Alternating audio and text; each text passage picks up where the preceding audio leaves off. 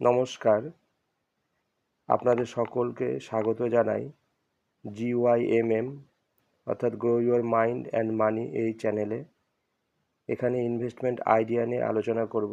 প্রথমেই ডিসক্লেমার দিয়ে রাখি, এই চ্যানেলটি তৈরি করা হয়েছে মূলত শিক্ষা ও জ্ঞানের উদ্দেশ্যে। কিভাবে সম্পদ সৃষ্টি করা যায় তাই নিয়ে আলোচনা করব। সাধারণত দেখা যায় আমরা সেভিংস করি কিন্তু ইনভেস্ট করি না। যদি আমরা বড় বড় শিল্পপতি ধনী ব্যক্তিদের দেখি, তারা কি করে, নিজেদের ইন্ডাস্ট্রিতে তারা সম্পূর্ণ ইনভেস্ট করে অথবা অন্যের ইন্ডাস্ট্রিতে তারা ইনভেস্ট করে। Elon Musk, Bill Gates, Jeff Bezos, এনারা নিজস্ব কোম্পানিতে টাকা ইনভেস্ট করেন। আবার ভারতের ক্ষেত্রে যদি ধরি, বিভিন্ন শিল্পপতি রয়েছেন, যেমন আম্বানি, আদানি, টাটা, বিড়লা, এনারাও নিজেদের শিল্পে তারা ইনভেস্ট করছেন এবং অন্যের বিজনেসেও তারা ইনভেস্ট করছেন। আবার বিভিন্ন ইনভেস্টর রয়েছেন, যেমন বিদেশের ক্ষেত্রে যদি ধরি Charlie Munger, Warren Buffett, Peter Lynch, এনারা কিন্তু তাদের সম্পূর্ণ ধন সম্পত্তি বিভিন্ন ইন্ডাস্ট্রিতে ইনভেস্ট করে রয়েছেন, নিজের দেশে বিদেশে সর্বত্র। ঠিক একইভাবে ভারতের ক্ষেত্রে বড় বড় ইনভেস্টর যারা রয়েছেন, যেমন বিজয় কেডিয়া, রাধাকিষণ দামানি এবং কিছুদিন আগেই মারা গেছেন রাকেশ ঝুনঝুনওয়ালা, এনারাও কিন্তু তাদের সম্পত্তি বিভিন্ন কোম্পানিতে ইনভেস্ট করেন, অর্থাৎ তারা বিভিন্ন শেয়ারে ইনভেস্ট করছেন। শেয়ার মার্কেট দেখে ভয় পেয়ে পিছিয়ে গেলে চলবে না, ইনভেস্ট করতে হবে। কিন্তু হ্যাঁ, ইনারা রিসার্চ করে স্টাডি করে ইনভেস্ট করছেন। সেক্ষেত্রে আমরা ডাইরেক্ট শেয়ারে ইনভেস্ট না করে আমরা মিউচুয়াল ফান্ডের থ্রু ইনভেস্ট করতে পারি। মিউচুয়াল ফান্ডের মাধ্যমে, এসআইপির মাধ্যমে আমরা অথবা at a time mutual fund কেনার মাধ্যমে ইনভেস্ট করতে পারি। এক্ষেত্রে কী হয়, এক্সপার্ট রয়েছে যারা, যেমন ফান্ড ম্যানেজার, সেই ফান্ড ম্যানেজারকে আমরা টাকা দিচ্ছি। ওনারা হচ্ছেন এক্সপার্ট, বাজার সম্পর্কে তাদের ধারণা রয়েছে, ওনারা কোম্পানির থেকে প্রচুর টাকার স্যালারি পান এবং ওনাদের কাজই হচ্ছে এটাই যে ফান্ডটাকে কীভাবে গ্রো করবে। যত বুদ্ধি খাটানোর দায়িত্ব রয়েছে ফান্ড ম্যানেজারের। তো সেক্ষেত্রে আমার নিজস্ব রিস্ক নেওয়ার এক্ষেত্রে কোনো দরকার পড়ছে না। আমার নির্দিষ্ট ফান্ডে দীর্ঘ সময়ে আমরা শুধু ইনভেস্ট করে যাব। আর এর জন্য কি করতে হবে, আমাদেরকে স্টাডি করতে হবে। তার জন্য খুব বেশি পরিশ্রম করতে হবে না, দীর্ঘ মেয়াদে টাইমটা রাখতে হবে। শর্ট টার্মের জন্য মিউচুয়াল ফান্ডে এসে লাভ নেই, ইনভেস্ট করে লাভ নেই। রিটার্ন যে কী ধরনের হতে পারে সেটা বোঝা যাবে না, কারণ মার্কেট আপ ডাউন করে খুব, যার জন্য লং টার্মে ইনভেস্ট করাটাই হচ্ছে শ্রেয়। মনে রাখতে হবে, ইনভেস্টমেন্ট একটি হচ্ছে মাইন্ড গেম। অর্থাৎ মার্কেট যখন প্রচুর কলাপস করে 40%, 50%, 60%, তখন আমাদের মাইন্ড চঞ্চল হয়ে ওঠে, অর্থাৎ ভয়ে আমরা তখন আমাদের মিউচুয়াল ফান্ডগুলো সেল করতে থাকি অথবা এসআইপি স্টপ করে দিই। কিন্তু এর উল্টোটা করতে হবে, যখন মার্কেট পড়তে শুরু করবে তখন ধীরে ধীরে আমাদের ইনভেস্টমেন্ট বাড়িয়ে দিতে হবে, এসআইপির পরিমাণ বাড়িয়ে দিতে হবে। তবেই লং টার্মে গিয়ে আলটিমেট একটা জিনিস দেখা যায় যে লং টার্মে মার্কেট কিন্তু আপেই থাকে। যদি আপনারা ভারতের স্টক মার্কেটের সূচককে, যেমন বিভিন্ন রকম সূচক রয়েছে, সেন্সেক্স, নিফটি 50, এবার সেটাকে একটু স্টাডি করে দেখা যাক। যেমন এটি হচ্ছে বিএসসি সেন্সেক্স।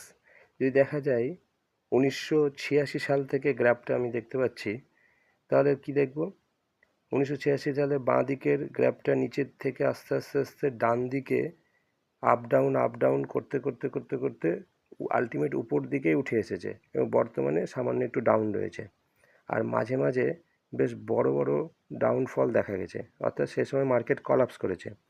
কিন্তু সেই সময় যদি মার্কেট থেকে বেঁচে কেউ বেরিয়ে যেত বা বেরিয়ে গেছে, তারা কিন্তু বর্তমানে পস্তাচ্ছে, কারণ মার্কেট তো আলটিমেট উপর দিকেই যাবে। এই সূচকে দেখা যাচ্ছে, খুব ভালোভাবে দেখা যাচ্ছে যে এই যে 2008-এ বড় একটা ডাউনফল হয়েছিল, এই যে 2020-তে কোভিডের সময় একটা বড় ডাউনফল হয়েছিল, এবং মাঝে মধ্যে প্রচুর ডাউনফল রয়েছে, কিন্তু এই দুটো ভালোভাবে চোখে পড়ছে। অর্থাৎ আমেরিকার সূচক, তাদের শেয়ার মার্কেটের সূচক, এখানে অল টাইম দেখা যাচ্ছে সেই 1985 সাল থেকে ধীরে ধীরে ধীরে ধীরে ধীরে মার্কেট কিন্তু আপ ডাউন করতে করতে ওই উপর দিকে উঠে এসছে এবং কোনোভাবেই আলাদা করা যাবে না যে কোনটা ইন্ডিয়ান মার্কেট কোনটা আমেরিকান মার্কেট। ভারতীয় শেয়ার মার্কেটে বেশ বড় বড় যে পতনগুলো হয়েছে তার কিছুটা আমরা দেখার চেষ্টা করি। যেমন দেখছি, এখানে দেখতে পাচ্ছি 1992 থেকে 93 সালে 48% এই গ্রাফে দেখাচ্ছে, যদি নিখুঁতভাবে নেওয়া যায় তাহলে 50%-এর মতো মার্কেট ক্র্যাশ করেছিল। আবার যদি দেখা যায় 2000 সাল থেকে 2003 সালের মধ্যে মার্কেট কিন্তু 50%-এর উপরে ক্র্যাশ করেছিল এই টাইমটাতে। আবার একটা বড় ধস নেমেছিল, এখানে ব্যাংক ক্রাইসিস হয়েছিল, বিশেষত আমেরিকায় হয়েছিল, কিন্তু গ্লোবাল এফেক্ট তার পড়েছিল, যার ফলে 2007-8 এই সময়টাতে 56 এখানে দেখাচ্ছে, কিন্তু আলটিমেট 60%-এর মতন ক্র্যাশ করেছিল এই টাইমটায়। আর ঠিক রিসেন্ট তো আমরা দেখলাম যেটা কোভিডের সময় ক্র্যাশ করেছিল 34, মানে মোটামুটি 36-এর মতন ক্র্যাশ করেছিল। কিন্তু এই 20 সালে ডাউন হলেও যদি আমরা এইখানে মার্কেট থেকে বেরিয়ে যেতাম তো আলটিমেট যে এখন হাইয়ে রয়েছি, হাই থেকে সামান্য বর্তমানে হয়তো 10 থেকে 12% ডাউন রয়েছে, কিন্তু এই ডাউন থেকে আবার মার্কেট আপের দিকে যাবে। যতগুলো ডাউন আমরা দেখেছি তারপরে কিন্তু মার্কেট আপের দিকে উঠে এসছে, তাই একটু ধৈর্য ধরে ইনভেস্টটা করতে হবে, ভয়ে বেরিয়ে গেলে পরে চলবে না। ভারতীয় শেয়ার মার্কেটের এতগুলো ডাউনফল আমি কেন দেখালাম? এই কারণে দেখালাম যে যতই ডাউনফল হোক না কেন আলটিমেট মার্কেট কিন্তু শূন্য হয়ে যায় না, মার্কেট উপর দিকেই উঠে আসে। 1992-93 দেখলাম 50%-এর মতন, 2003-এও দেখলাম 50%-এর মতন, 2008-এও দেখলাম 60%-এর মতন, তারপরে রিসেন্ট কোভিডের সময় দেখলাম 36%-এর মতন মার্কেট কলাপস করেছিল, কিন্তু ধীরে ধীরে আবার মার্কেট রিকভারি করে যায়। তাই যদি আমাদের মনে যদি ধারণা জাগে যে আমরা সেফার সেফেস্ট, অর্থাৎ ব্যাংক, পোস্ট অফিস, এলআইসি ইত্যাদির দিকে আমরা ইনভেস্ট করব, তাহলে আমার কোনো রিস্ক থাকছে না সেরকম, আর আমি একটা যৎসামান্য রিটার্ন পাচ্ছি। কিন্তু যদি আমাকে আরও ভালোভাবে ইনভেস্টমেন্টটাকে এগিয়ে নিয়ে যেতে হয়, সত্যিকারে যদি আমি ইনফ্লেশনকে বিট করতে হয়, অর্থাৎ ইনফ্লেশন মানে দ্রব্যমূল্য বৃদ্ধি, তাকে যদি আমাদের বিট করতে হয়, তাহলে কিন্তু মিউচুয়াল ফান্ডের মাধ্যমে অথবা আমাদের ইনভেস্টমেন্টের কিছু অংশ আমরা গোল্ডেও ইনভেস্ট করতে পারি, গোল্ডে ভালো রিটার্ন হয়। তাই এইভাবে প্রপোর্শনেট করে নিয়ে হয়তো 10-20% গোল্ডে করলাম, আর বাকি আমার ইনভেস্টমেন্টের 70-80% আমি মিউচুয়াল ফান্ডে করলাম। কিন্তু লং টার্মের জন্য সবসময় মনে রাখতে হবে যে দীর্ঘমেয়াদে আমি ইনভেস্টমেন্টটাকে এগিয়ে নিয়ে যাব। সেফার সেফেস্ট যারা আমরা বলে থাকি, যে ব্যাংক, পোস্ট অফিস, এলআইসি, তো আমরা যে তারা কি করে, তারা কাস্টমারের কাছে যে টাকাটা তোলে, সেই টাকাটা তো তারা এরকম নয় যে অন্য কোনো গ্রহ থেকে রেখে দিল বা মঙ্গল গ্রহে গিয়ে রেখে দিল এবং সেখান থেকে তারা রিটার্ন সেটা কাস্টমারকে ফেরত দিল, বাকিটা তারা নিল, তা তো নয়। তারা সে টাকাটা কোথায় ঢালছে? তারা সে টাকাটা নিয়ে গিয়ে ঠিক ওই মার্কেটেই তারা ইনভেস্ট করছে, আবার ঘুরে ফিরে শেয়ার মার্কেটে প্রচুর টাকা ইনভেস্ট করছে। তো সেক্ষেত্রে তাদের কাছে এক্সপার্ট রয়েছেন, তারা জানেন যে কোন শেয়ারে ইনভেস্ট করতে হবে, কিন্তু আমরা তো সেদিকে এক্সপার্ট নই। তার জন্য আমরা যে ফান্ড ম্যানেজার এক্সপার্ট রয়েছেন তাকে আমরা টাকা দিচ্ছি এবং তিনি সেই বিভিন্ন শেয়ারে ইনভেস্ট করছেন থ্রু মিউচুয়াল ফান্ড। খুব বেশি স্টাডিও আমাদের করতে হচ্ছে না এবং দীর্ঘমেয়াদে আমরা একটা কম্পাউন্ডিংয়ের জাদু দেখতে পাবো, যার ফলে আমরা ইনভেস্টমেন্টটাকে আরও এগিয়ে নিয়ে যাবে। কম্পাউন্ডিংয়ের জাদু কিন্তু আমরা শর্টে দেখতে পাবো না, 2 বছর, 3 বছর, 5 বছরে পাবো না, দীর্ঘমেয়াদে 10, 12, 15, 20, 25 এইভাবে আমরা সেখানে দেখতে পাবো। তাই আর্নিং করার সাথে সাথেই যার যত কম বয়স, 20 বছর, 22, 25, যে যখনই আর্নিং শুরু করে দিবে, সে যে উপায় হোক, চাকরি করে হোক, বিজনেস করে হোক, তখনই তার কিছু অংশ, অন্তত 20% সে ইনভেস্ট করা শুরু করে। আলবার্ট আইনস্টাইন তাই বলেছিলেন, compounding interest is the most powerful force in the universe. পুরো ইউনিভার্সে সবচেয়ে পাওয়ারফুল ফোর্স হচ্ছে কম্পাউন্ড ইন্টারেস্ট। তিনি এটিকে 8th wonder of the world বলেছিলেন। বলেছেন যে he who understand it earns it and he who does not pays it, মানে যে এটা বুঝতে পারে সে আর্ন করতে পারে এবং যে এটাকে বুঝতে পারে না তার জন্য সে পে করে। অর্থাৎ কম্পাউন্ডিংয়ের যে এফেক্ট লং টার্ম ইনভেস্টমেন্টে, সেটা মিউচুয়াল ফান্ড থ্রু আপনারা বুঝতে পারবেন যদি দীর্ঘদিন ধরে এসআইপি চালিয়ে যেতে পারেন। ইদানিং অনেকেই আমরা মিউচুয়াল ফান্ড সম্পর্কে জেনেছি এবং ইনভেস্ট করা শুরু করেছি, যদিও বর্তমানে সেবির থেকে বিভিন্ন সেলিব্রিটির দ্বারা মিউচুয়াল ফান্ড সবার সামনে তুলে ধরা হচ্ছে, বলা হচ্ছে মিউচুয়াল ফান্ড সেই হ্যায়। যদি আমাদের ভারতীয় শিল্পপতিদের প্রতি আস্থা থাকে, ভারতীয় শেয়ার মার্কেটের প্রতি আস্থা থাকে, ভারতের গ্রোথের উপরে আস্থা থাকে, তাহলে নিশ্চয়ই আমরা যে পজিশনে এখন আছি আমাদের দেশ এর থেকে আরও নিশ্চয়ই ডেভেলপ করে এগিয়ে যাবে। যদি মনে হয় আপনার যে না, ভারত আজ যেখানে রয়েছে ইন্ডাস্ট্রির ক্ষেত্রে, উন্নতির ক্ষেত্রে, সেখানেই ভবিষ্যতে আগামী 15, 20, 30 বছর একই জায়গায় থেকে যাবে, তাহলে ইনভেস্ট করার কোনো মানেই হয় না। আর যদি মনে হয় না, না ভারতের গ্রোথ রয়েছে, আমরা আরও এগিয়ে যেতে পারবো, আমাদের ইন্ডাস্ট্রি আরও গ্রো করবে, তাহলে নিশ্চয়ই আমরা শেয়ার মার্কেটে ইনভেস্ট করতে পারি থ্রু মিউচুয়াল ফান্ড, এবং দীর্ঘমেয়াদে একটা ভালো অ্যাসেট ক্রিয়েট করা যেতে পারে। এবার মনে হতে পারে যে মিউচুয়াল ফান্ডে ইনভেস্ট করব, তাহলে কোন মিউচুয়াল ফান্ডে ইনভেস্ট করব, রিটার্ন কীরকম হতে পারে, তাহলে দেখা যাক একটু। শেষ 10 বছরের রিটার্ন যদি দেখি, এখানে গুগলে গিয়ে যদি আমরা টাইপ করি বিভিন্ন রকম ক্যালকুলেটর পেয়ে যাব। তার মধ্যে আমি starsip.in-এ ঢুকলাম।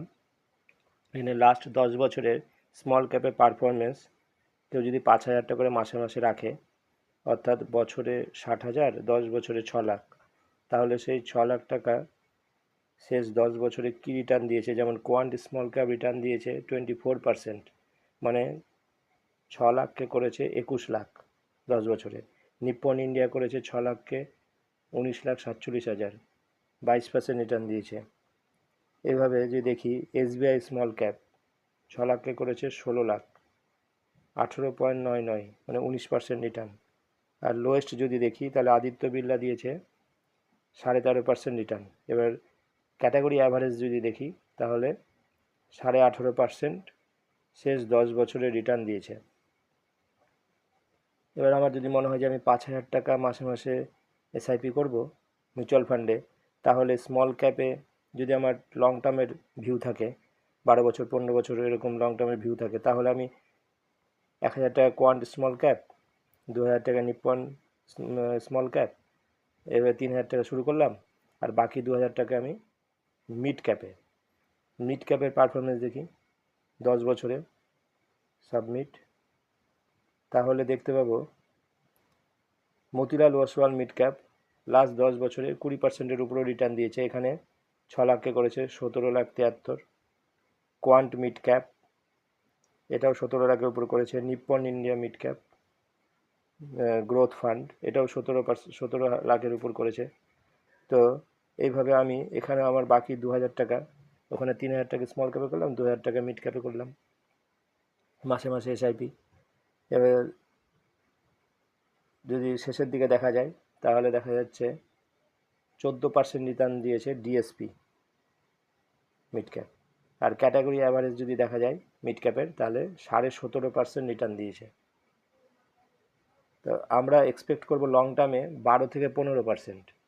খুব বেশি এক্সপেকটেশন রাখবো না, কারণ যদি বেশি এক্সপেক্ট করি তখন যদি রিটার্ন কম পাই তখন সেটা আমার প্ল্যানিংয়ের ক্ষেত্রে গোলমাল হবে। ওই জন্য সবসময় 15%-এর মধ্যে রিটার্নটার চিন্তাভাবনা করতে হবে।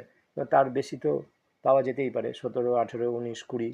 যদি মনে হয় যে 7-8 বছরের জন্য মিউচুয়াল ফান্ডে ইনভেস্ট করব, তাহলে স্মল ক্যাপ মিড ক্যাপের বদলে আমরা লার্জ ক্যাপে ইনভেস্ট করব, কারণ লার্জ ক্যাপে ভোলাটিলিটিটা একটু কম থাকবে। এবার একটু খেয়াল রাখতে হবে, যখন আমার ম্যাচুরিটির টাইম আসবে, মানে ম্যাচুরিটি এই অর্থে যে আমার টার্গেট ছিল 12 বছর পর টাকাটা তুলবো, এবার দেখো 10 বছরের মাথায় মার্কেট খুব হাই রয়েছে, তখন আমি চেষ্টা করব অর্ধেক ফান্ড বেচে দেওয়ার।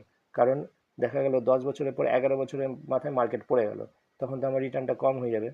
ওই জন্য যখন আমার টার্গেটটা এগিয়ে আসবে তখন তার 1-2 বছর আগে থেকে আমি টাকাটা তুলতে শুরু করব, অর্ধেক তুলবো, তারপর আবার 25% তুলবো, এইভাবে টাকাটা উঠাতে হবে। কারো প্রশ্ন থাকে তাহলে কমেন্টে অবশ্যই লিখবেন, কমেন্ট করবেন।